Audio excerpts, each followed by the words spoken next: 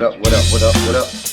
It's me, L Teddy 27. Good as night, right about the hood. Oh, dear God, I'm already eating and drinking. Look like a damn mess. Just a damn mess. No means no, and yes means no. What up, what up, what up, what up, what up, what up? What's good, people? What's up, what's up, what's up? It's me, L Teddy 27, and I am back. Yes, I'm back for another review. This, ladies and gentlemen, will be our review for Kandi The Gang. It is season 1. It is episode 7. It is entitled An Invitation Situation. Now, I know y'all asking me, like, why am I bundled all up? I'm bundled all up because it's fucking April and I woke up to temperatures in the fucking 40s. Why is it April and we still have temperatures in the goddamn 40s? Make it make sense. Hey, winter, let it go. Let it go. It's April, the middle of April. You got all you was gonna get out of us when listen, you came, you beat us down, but you gotta let this one go, boo. Let it go. Listen, winter has snatched us up by our edges, has drug us around the block, has been whooping our ass and dragging us by our hair. Somebody go over there and grab Winter and tell Winter, just let her go. You already let her go. You already beat her down. Let her go. Let that hair go. Let it go. You know how you got to pry the hairs off of the the hair out of the hands of the girl that's beating the other girl down. That's what somebody need to do to Winter because she won't let go. She won't let go. Anyway, so we start off the episode just a little, real cute little boom boom with the OLG Mama Joy's Aunt Nora and Aunt Bertha making a TikTok or whatever. Then we got Chandrika down eating, getting something to eat and drink with Dominique, while simultaneously we see Brandon with Patrick and Torrin at his house. So down to Brandon's house, Patrick tells Torrin that he's rehired to do the housewarming, even though he was fired. Now he's rehired. Get your life in order. Patrick does not have his life in order. He, like, I think is in his late 20s. I think he's in his late 20s. Did you see, Patrick gives me that he was the child that was coddled and always, made excuses for, because it's just certain things and life choices and skills that just come along with the maturation process and, becoming an adult. And he's at 27 years old still trying to figure shit out like he's 17. Like, I can't make heads or tails of it. It doesn't make sense. But there's severe maturation issues with Patrick because he really, you know, acts like a 17-year old, like a child still. Like he operates and acts like a child as opposed to a grown ass man. Now, I don't know if this is simply for the show or that's his whole shtick while on screen, or if this is really him. It seems like it's really him, but it's just, I just, yeah, I've been noticing that it's just it's cute at first, but after a while it gets annoying. You be like, bro, you're a grown ass man. You need to figure out your life, get that shit together. We ain't got the type of time to be playing with you. So then when Torrin came in and he sat down and they was kind of getting acclimated, and Torrin was like, well, what y'all talking about? Brandon was like, yo, what's tea? I always get a little bit thrown off and kind of feel like it don't feel good when like a straight dude it starts a conversation like what's tea.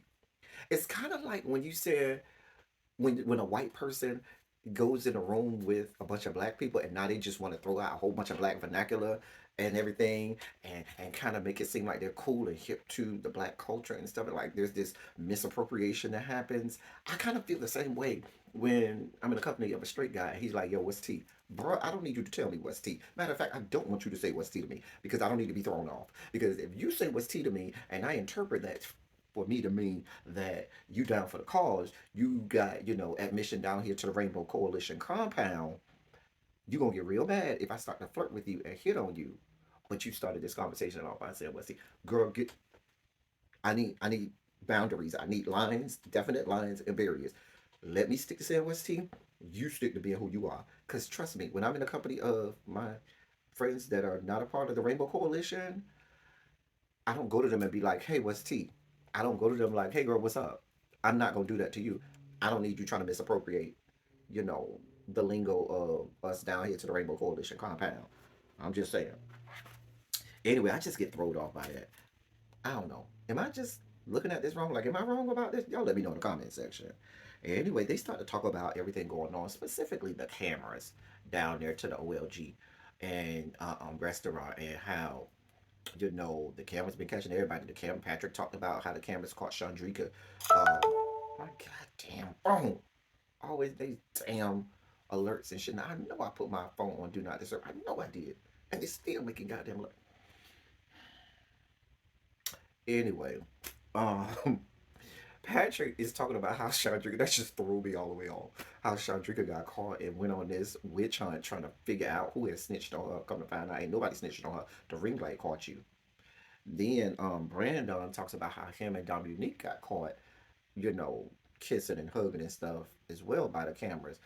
They knew it was cameras, but Torin and all of them, and even when Dominique and Chandrika were talking, all of them said they didn't know that there was audio, and audio was crystal clear. You could hear everything in audio, and so they was. I think they all kind of rewound the tape back in their own head and was like, "Oh shit, did I say something in this office? Like, did I really do or say something I shouldn't have done and or said?" And I think it made them check each other, check themselves, I should say, and say, "Yeah, I need to get my life in order when I'm at work," which you should be doing anyway. When you're at work, there are certain do's and don'ts that you have, and I think that it speaks to this laid back and lackadaisical culture, and lack of professionalism that they have down there to the OLG restaurant. Anyway, so they was asking. So Brandon mentions that they kind of gave him an ultimatum, said, "Listen, one of y'all got to go." And so Brandon was like, they was asking Brandon, "What you gonna do?" And Brandon was like, "Listen, I'm gonna tell Dominique that we gonna tell them that we not together and just not have any interaction like that with each other at work, but still be together outside of work." And I wrote immediately down, really, how is that gonna work? Because we've seen in the show, I wrote this down. We've seen in the show that they interact with coworkers outside of the restaurant.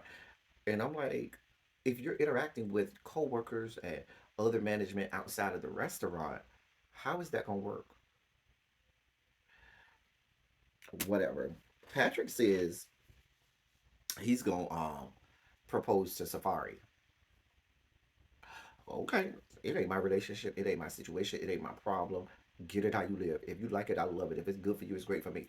But it goes back to my point of there's these irrational decisions that are making, and just things that he does and decisions that he makes that just seem so immature for someone his age. I know people gonna tell me, well, when you in your late 20s, that's still kind of young. I've been in my late 20s. I know a lot of people who are in their late 20s and have been in their late 20s. Many people were already married by the time they were Patrick's age. And the level of maturity that he displays or shows is piss poor. Like, it's very lacking. I just don't know. Anyway, while Chandrika and Dom are having their cocktails and food or whatever, they discuss the same situations. Chandrika talks about her situation with the cameras. Dominique talk about her and Brandon getting caught. And now, correct me if I'm wrong, Dominique said, "I'm leaving because I ain't going to another Burris establishment." Now, I didn't know if that meant that she was just leaving the restaurant altogether, like, "I'm going to quit, put in my resignation," or whatever, or if that meant she was talking about her leaving and going on this tour to England. And that's what she was talking about. I was a little confused there. I felt like she was talking about leaving the restaurant altogether, but I feel like she could have been talking about leaving to go on tour with Rick Ross in England. I guess we'll find out. Down to the restaurant, per usual, shit ain't going right. They got plumbing issues and water being backed up in all kinds of situations. Now, Philip is there, looking scrumptious as ever. Like, Philip had on this form-fitting shirt, dress shirt with the vest and the pants, and the muscles was popping, the skin was popping, the smile was there. I was just like, "Ooh, child, where's my fan? Oh, it's somewhere. Child, I have to fan myself. Ooh, she be looking real good." But bruh is down there, you know, getting water, up off the restaurant floor because it's leaking down to the bottom floor, and getting his hands dirty, getting on clothes probably getting dirty. Don Juan is down there as well trying to make it happen. They got a wet back and all kinds of stuff trying to make it happen. Baby Brandon is sitting over there like they got it, they got it. I'll be over here. Even Chandrika was like, should you be over there helping? He was like, helping what? They got it. See, this is the shit that I'm talking about. But y'all continue to allow people in their fuck shit to fuck up your restaurant. If Brandon is in charge of the restaurant management and the day to day and the on the grounds, the handling or managing right there on the grounds of the restaurant, but not Don, but Don Juan and Philip kind of manage, on a higher level. Um, why is Brandon not doing anything? Like you got your superiors, your bosses over there handling the situation that you should be handling, and you don't think it's a good idea for you to be trying to get in there and say, "Nah, I got this," or at least if you ain't down there trying to get the water up, you can at least be saying, "No, I already called the plumber. They should be here in this amount of time." I got you. You ain't trying to do nothing. So what happens when Don Juan and Philip are not there? A mess. See, it's people like him. You got that going on. You already got situations where you're fraternizing with your subordinates and stuff like that. Maybe he would have been fired a long time ago. But y'all know. Anyway, back down to the restaurant. Also, Patrick is in the back in the parking lot talking to Mama Joyce, Aunt Bertha, and Aunt Nora about a cook off, a bake off, I should say, that they're doing. And whoever wins out of the three of them is going to have their dessert, you know, at the restaurant. They're going to introduce that to the menu at one of the restaurants or whatnot. So then we see Brian, Torrin, and Chandrika. They go wig shopping for a good wig. And I listen, when I tell you I was over here cracking up when Brian did his impersonation of Aunt Nora, spot on, spot on. Torrin then takes it upon himself he asked Chandrika if she was going. Chandrika said, I'm not going. Torrin takes it upon himself to invite her. Now, granted, Patrick did invite everybody from the beginning. But I'm sure that because and we found out later, Patrick did give a guest list to Torrin. Torrin did have a guest list. Chandrika was not on said guest list. And even if Patrick said everybody's invited, when you went and looked at this goddamn guest list and Chandrika's not on it, don't you think the right thing to say is, hey, bro, you forgot Chandrika on this guest list? Or should you not assume, I guess she's not invited? Chandrika even went as far as to say, yeah, I don't know how y'all do down south, but for me, where I'm from, we don't really go over to the housewarming of somebody who we used to mess with, knowing that they got somebody, knowing that I got somebody and they got somebody. Yeah, we don't really do that. So, um, it was like, yeah, conflict of interest. Yeah, that's kind of messy. And I don't, and so they were like, nah, this is a southern thing. This is how we do it in the south. And in my mind, I was like, well, I guess I'm from Miami, which technically is not the South. Miami is really like the bottom, not the South. So I don't, there are a lot of things we do in Miami that they don't do in the South. So I was like, because where I'm from, nah, bitch, you don't go to their party. Mm-mm. Anyway, but Torrin kept pressing and said, yeah, come on, you coming to support me. You ain't going to Patrick Park. You going because it's my event that I'm putting on. So you coming to support you. Hey, boo. What we call that there is unprofessionalism. Because yes, I may have hired you to do this event, but your job is to do the event. Your job is not to set the guest list, and your job certainly isn't to invite people to an event that I ain't invite to.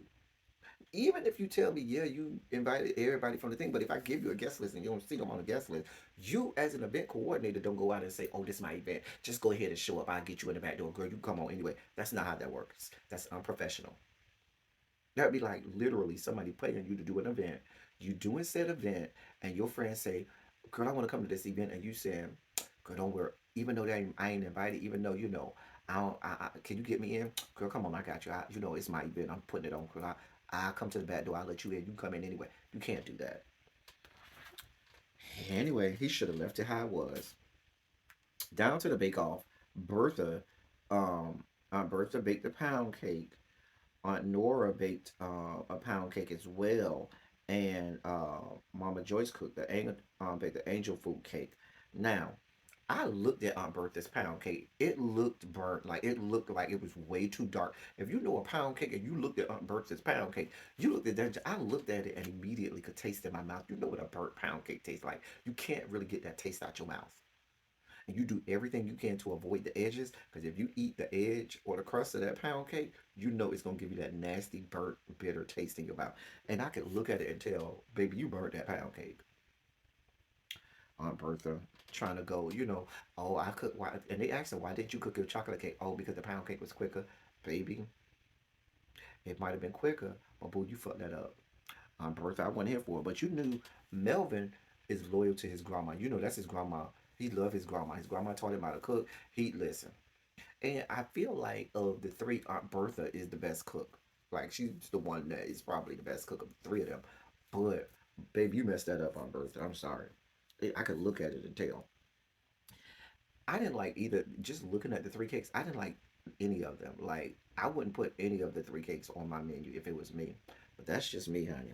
They ended up choosing Mama Joyce's angel food cake. Instead of putting the pineapples, though, they said they was gonna put strawberries. Um, Brian goes over to Torrance house. There really wasn't nothing to see there.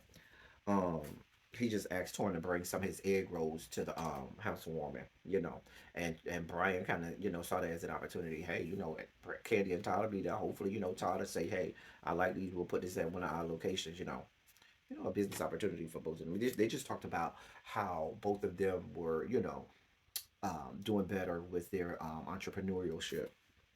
So then they setting up for the housewarming. Baby, it ain't not nowhere to sit. Ain't a damn seat the first. It sounds like to me they over there sleeping on air mattresses, probably in their rooms as well. Then there was this whole situation about you said you didn't want people to do number two at your housewarming. And then Melvin was like, yeah, take the toilet paper away. And I was like, is that a thing? Like, do people really take the toilet paper out of the bathroom so as to not encourage people to do it number two? But I said the exact same thing that I think Patrick said at the same time. Like, but we got ladies coming, and ladies have to wipe when they use the bathroom when they do a number one. And then some men, when you doing a number one, you might like to wipe too. Like you might want to say, listen, let me make sure the extra seepage, I wipe that off, so you don't have to shake, shake, shake, shake, shake. You take a little paper, toilet paper, wipe, make sure you get all that off, throw it in the trash, so that way you don't have no leakage in your underwear or whatever. I guess, but it sounds like a bad idea to me. Y'all let me know if y'all heard of this or if that's the thing, because child. But baby, they ain't got nowhere to sit. You got old people coming in. You can't have old people talking about they finna stand up the whole time. Child, I ain't even old, and you can't get me to go to a house where I talk about I'm finna stand up the whole time. That's one of the reasons I don't really like clubs a whole lot no more, because this whole standing up situation for hours and hours on end gets annoying after a while. Baby, I need to sit down. Anyway, down to when the housewarming started, it was a whole damn mess. Just everything about it was a mess. It just it it it was not a good soiree. It was not a good get together. It wasn't a good gathering. Baby, we over here standing up. Baby, where's the music, in the background? Where's the, it's just, ain't nowhere for me to sit. The egg rolls looked good. They did look good. But other than that, you got Aunt Bertha sitting on a goddamn piece of luggage.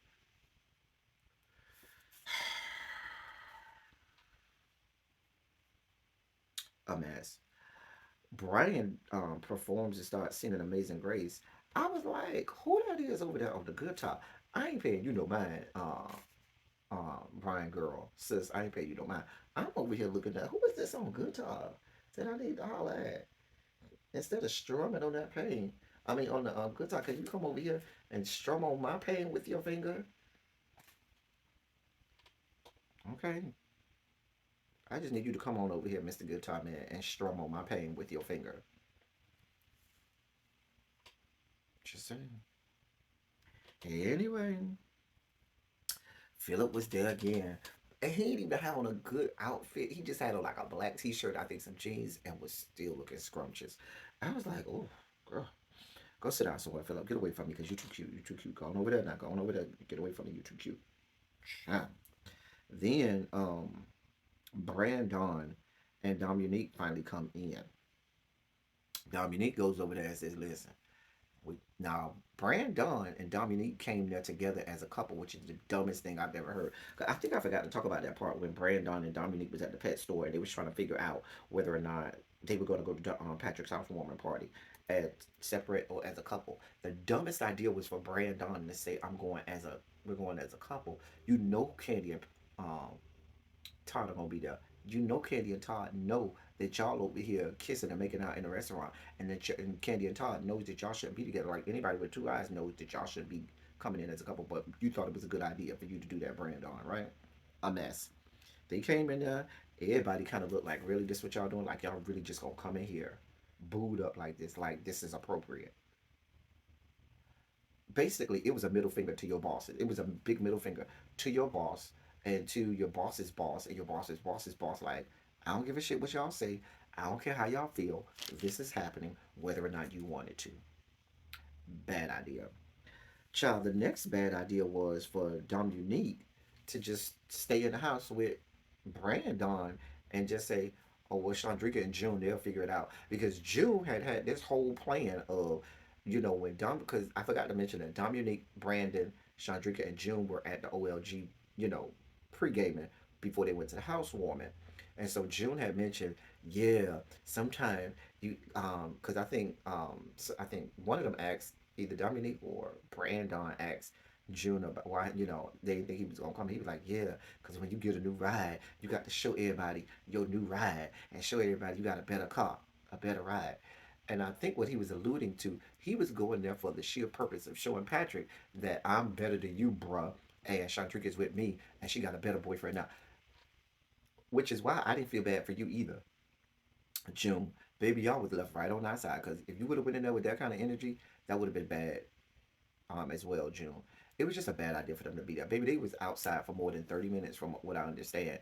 Finally, Torin, Safari, and Patrick go outside. Patrick has to tell Chandrika and Jill, "Hey, boo, yeah, y'all can't come in. Safari's not here for it.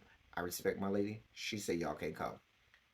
Chandrika took it much better than I thought and kept it moving. But Torin tried to be like, "Oh, hey, Chandrika was like, going on." And I don't blame Chandrika because Chandrika said to Torin, "I don't think it's a good idea for me to come." It was him who was like, "Nah, girl, go ahead and come. If anybody have an issue, you come to my event that I'm hosting and you support me," which leads me to believe, Torin, you knew it was going to be an issue, but you pressed you pressed it because you were like, "Nah, tell them you coming because I invited you and this is an event that I'm putting together." A mess, a mess. So Chandrika and Joan left, and it kind of went off from there. Torin was wrong. Now Torin, mama, sis, honey, doll, baby, you was wrong. You was wrong. This this whole Brandon and Dominique situation is a mess. A mess. And the fact that they continue to allow that to go on is a mess. Now, I saw in the trailer they're going to address it more directly on the next episode. I don't know why y'all let it go this long. Why y'all even letting it go this long? When y'all saw the video, it should have been decided right there. Hey, well, you got a couple options. Either you can move to another location, Brandon, or you can tender your resignation, or you can be terminated. Those are your three options. You either quit, you get terminated, or you go to another one of our locations. Figure out your life. Because what this is, we ain't gonna let go on not a single day more. But y'all play with these people too much. Y'all play way too many games. Anyway, that was Kandi and the Gang, season 1, episode 7. Y'all get in the comment section. Let me know what y'all think. That's all I got for y'all. Until next time, thank y'all for coming. Y'all drive safely. I'm out.